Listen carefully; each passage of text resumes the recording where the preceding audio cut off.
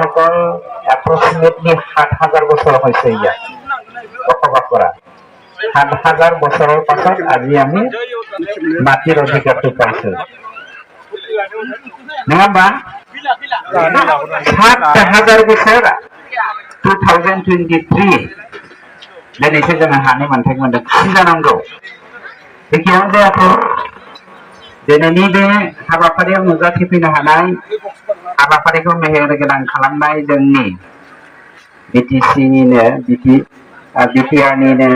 मानव गेदेर आंनि इयुन लोगो डक्टर निलुत सर्गियारि नोंथां, आंनि अनसेबो लोगो दीपक कुमार नोंथां, एडिसि उदालगुरि बिथां गहाय गहायना बरगहाय बुरा गहाय हेरी হয়তো পারলে মোরে অফিসার মোর ডিপার্টমেন্টের সার্কেল অফিসার ডেকা ডাঙৰীয়া সকলো বিষয়ববীয়াসকল दिनैनि बे प्रग्रामखौ साक्सेसफुल खालामनायावहाय बयनिख्रुइ स्ट्रं खामानि मावनाय जोंनि उदालगुरि जिल्लानिनो पिडि बिथां, डिएफअ बिथां, फरेस्ट डिपार्टमेन्टनि साफ्रोमबो मावथि लोगो नोंथांमोन, जोंनि दुलाराय बर' फरायसा आफादनि नेहाथारि जिल्ला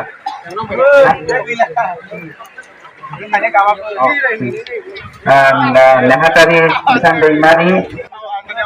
जिल्लानि आफादगिरि, जौसाङाव जिरायनाय जोंनि इउपिपिएल दोलोनि साफ्रोमबो दैदेनगिरि नोंथांमोन, बुंलाजोबनो हालिया। सिबिजाथाव जोंनि बे 14टा ग्राम सभानि गासैबो दैदेनगिरि लोगो नोंथांमोन, रायजो राजा नोंथांमोन, ओनसोलनि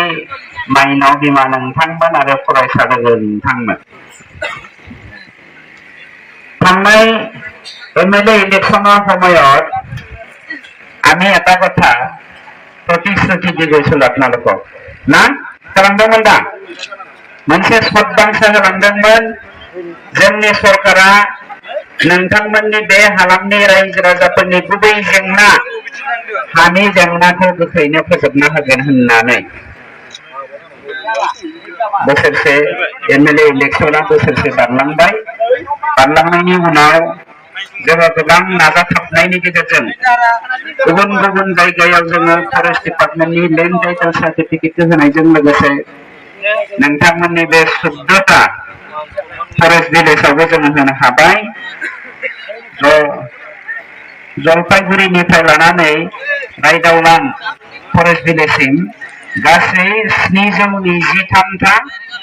लेन्ड टाइटेल सार्टिफिकेटखौ जोङो दिनै होगोन। एसे बावैसो जोङो आमजुलि हालामावहाय बा ओनसोलाव 479टा न'खरनो जोङो लेन्ड टाइटेल सार्टिफिकेटखौ होबोखांबाय फुङावहाय। टटेल दिनैनि जोंनि लेन्ड टाइटेल होनायनि अनजिमाया 1202 सा एबा 5 न'खरनो जोङो होनाय जागोन। खेबसे आखाइ खबनांगौब्रा जोंना बे दिकेटनिफोरबायदि बे आखाइ खब होनबासो खबग्रा जाबानो बोरै जानांगौ जाखो। गोजोननाय मोनदों, खुसि मोनदों, मानोना जोङो बयनिख्रुइ साबसिन मोनदों आसामावहाय काउन्सिलफोरनि गेजेराव बयनिख्रुइ गाहायसिन थाखोनि सोलोंथाइ बिथिङावहाय गोग्लैसोनाय ओनसोलानो बिटिसिमोन। 17 बोसोर बिपिएफआ जौ जुवा ड्राग्स बायदिसिना ससियेल एन्टि ससियेल एलिमेन्टफोरजों गोफबना थानायनि जाहोनाव जोंनि हालामाव सोलोंथाइया जौगानो हायाखैमोन। नाथाय যোৱাবাৰ আমাৰ চিফ মিনিষ্টাৰ ডাঙৰীয়াই 3বাৰ মোৰ নামটো মেনশ্যন কৰিছে। আমাৰ এই ৰঞ্জিতৰ এৰিয়া ফেৰেংগাৰ ৰঞ্জিত দুটাও নাম লৈছে। মানে জিলাটো খুব মানে পিছপৰা জিলা বুলি ক'লে। মানে এটা কথা, এই গাধা ল'ৰাটো যে মাষ্টৰসকলে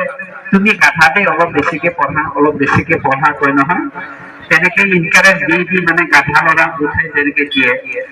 আমাৰ আটাইতকৈ গাধা দৃষ্টিটো চিৰণ দৃষ্টি আছিলে শিক্ষাৰ ক্ষেত্ৰত কোনোবাই আমাক অপমানেৰে কোৱা অপমান স্বৰূপে দিয়া কথা আৰু অলপমান বুজনি দিয়া এনকাৰেজ দিয়া তেনেকুৱা আহি একেবাৰে তলৰ পৰা চিৰাং জিলা আমাৰ ওপৰত আহিছে আৰু আজি আমি যদি অসমৰ কথা চিন্তা কৰো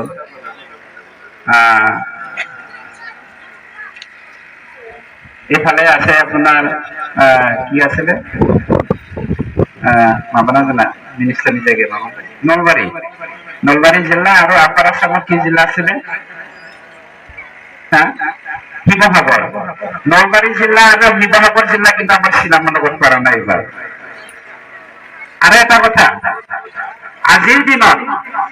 যেমনি বড়োটা মানসি মোনথেজাৰ নাই অসমত আটাইতকৈ শিক্ষিত জাতিটো কোন জানে বামুণ শ্ৰেণীও নহয় কিন্তু আমাৰ আহোম ভাইসকলেও নহয় বড়োসকলেও নহয় কিন্তু ট্ৰাইবেল কমিউনিটি হয় দেউৰীপুৰনি এডুকেশননি পাৰ্চেন্ট 97 পইণ্ট সামথিং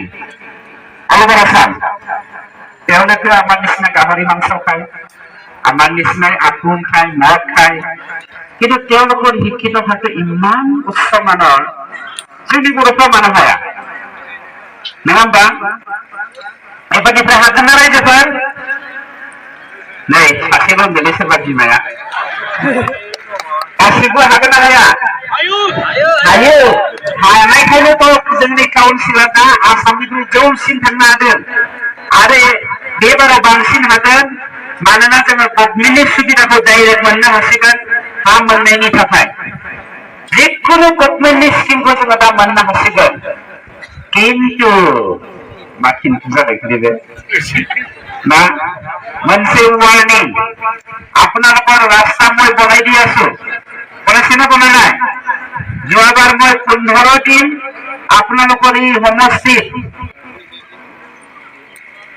জিসিপি দুখন পঠিয়াই পেলাই ৰাস্তা বনাই দিছো সেংচন নহয় এইবাৰো আমি বনাম আৰু 6টা স্কিম দিছে একেটাতে এমসিএল হিচাপে নোৱাৰে বেচাৰা পালে নাই মই ইএম হিসাবে এই কামটো কৰি আছো একেটা সমষ্টিত এখানে রিকোয়েস্ট করে আছে যে নহয় এইবাৰতো আমাৰ মাটি হল বাৰী হল ৰাস্তাও হবলৈ গৈ আছে আপোনালোকৰ ল'ৰা ছোৱালী সেই বিদ্যাতে 17 বছৰতে আমাক মেলাত নাচিবলৈ দিছিলে মদ খাবলৈ শিকিছিলে তাচ জুৱা খেলিবলৈ শিকিছিলে এনেকুৱা কামত লিপ্ত হবলৈ নিদিব কাইণ্ডলি মই আপোনালোকক ৰিকুৱেষ্ট কৰিছো ৰাউবুদা এবাৰত এটা লজ্জাজনক কথা মই কবলৈ গৈ আছো বৰণী বুংনাंगोन ना हारसा बुंनांगोन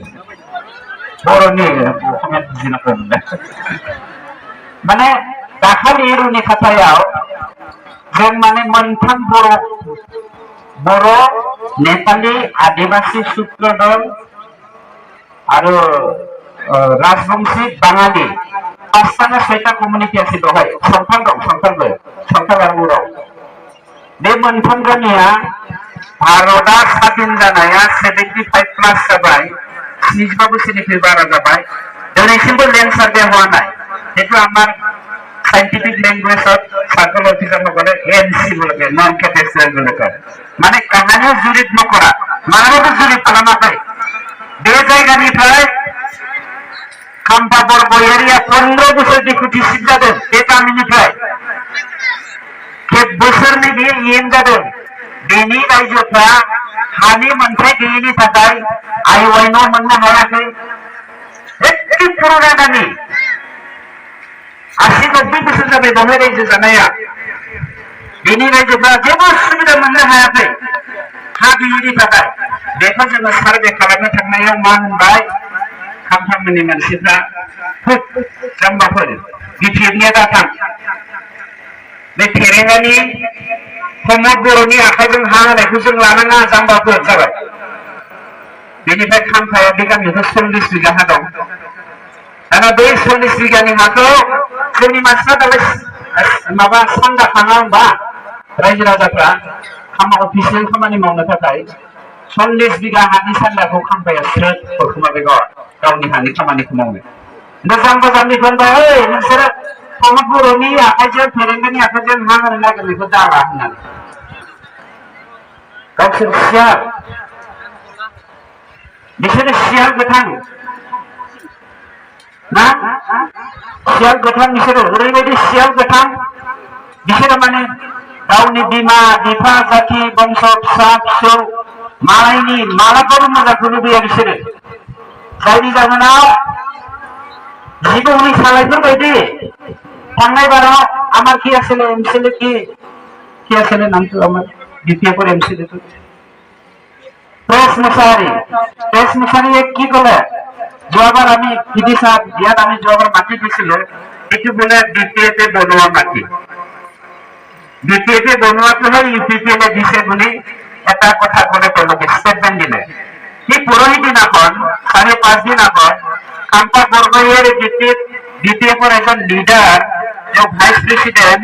এখানে বলে প্রমোদ বড় ডাঙরিয়ার হাতেরে দিয়া মাটির পাত্রকে লোক নালাগে বলে দুইমুখী মানে নয় জীবন চালায় গাঁওসভা লাইয়ে ওমफ्राय মালিকखौ लानो होआ जानो बे मानसिफोरखौ आरो जोङो बुंदों बिटिपा मोनसे बाथ्राखौ बुंदोंनि देनां फैगोन बाराव जोंहा सरकार जाखागोन जोंनि आखाइजोंनो होगोन जोंनो 17 बोसोर हा होदोंमोन नामा रायजोफोर बिसोरो होआखै आरो 17 बोसोर नङा 70 बोसोर थाबावबाबो बिसोर हा होआमोन मानोना खाम्फाया गावनि गामिखौनो माब्लाबाबो हाखौ बानायनानै होआखैमोन आरो मोनसे खोथा दिनै जोङो बुंगोन नोंथांमोननि बे गोथार बल फिल्डनि जौसांनि गेजेरजों बिटिएफआ आसामाव बिटिसिआव आरो माब्लाबाबो पावाराव फैलिया रायजोफोर जों बिसोरखौ फैनो होआ बेनिखायनो मोनसे खोथाखौ आं बुंनो नागिरदों नाथाय होननाया दाखालि नोंथांमोननि बे एरियायावनो जोङो 7टा गामियावहाय 7टा ना 8टा गामियाव लेन्ड टाइटेल सार्टिफिकेट होदोंमोन बिनिनो सासे बिराद राफोद बिपिएफ आइजो मोसौखौ खोला दादा गुलायलायो एखेबारे लिपस्टिकआ माने आफेल उफ्रिबो गोजासिन बेना लिपस्टिकआ बे हिनजावा थांनानै जोंनियाव आंनि एरियायाव हादान सिफायहैबाय बियो चिराङाव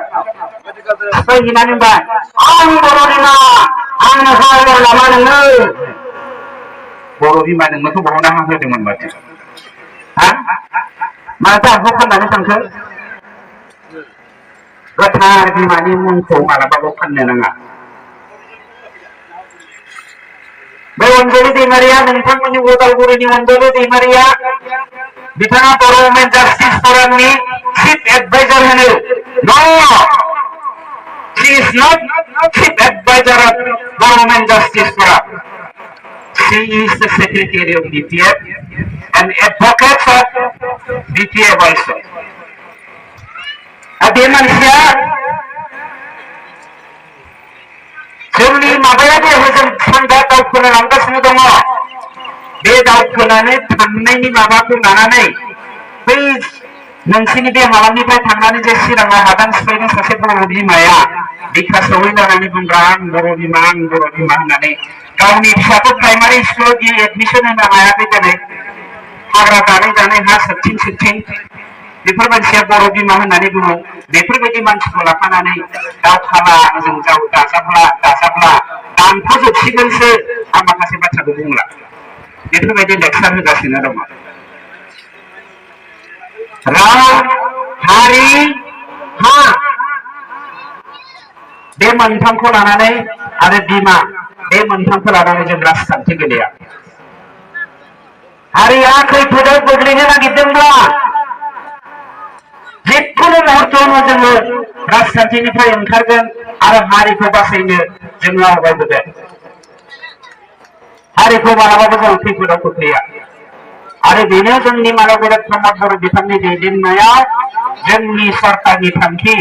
नंखायनो साफ्रोमबो मानसिनि हानि जेंनाखौ जोङो सुफुंनानै फैगौ जोंनि सरकारा जोबनायनि गेजेरावनो जोङो होनो थाखाय थियारि जानानै दङ नाथाय गोदानै नोंथांमोना हाग्रा दाननो नांलिया रायजोफोर गोदानै हाग्रा दाननायखौ आरो सरकारा 2006 मायथाइनि फरेस्ट ल'नि आयेन बायदियै हाग्रा सिफायनायखौ मालाबाबो थुलुंगा होआ आरो हेफाजाब खालामा। जेराव दं बेहायनो रायजो जाबाय था, साफ्रोमबोनि हानि जेंनाखौ जोङो फोजोबनो थाखाय थियारि जानानै दङ। जिखियानो जायाथों गोजोननाय मोनदों नोंथांमोननि बे मालाबा आंनि जाथि बंस'आबो बिराद दङ होननानै सिनायथि लाबा ओंखारजोबगोन। खाथि खाला नुहुरगासिनो दं सोरखौबा जों मोजाङै रायजो जादों, जों बयबो रायजो जालायनोसै। बर' बिमाया जे गुदिनि जागायजेननायनि गासैनिबो मा होनो बनजार हमग्रा मोनसे हान्जा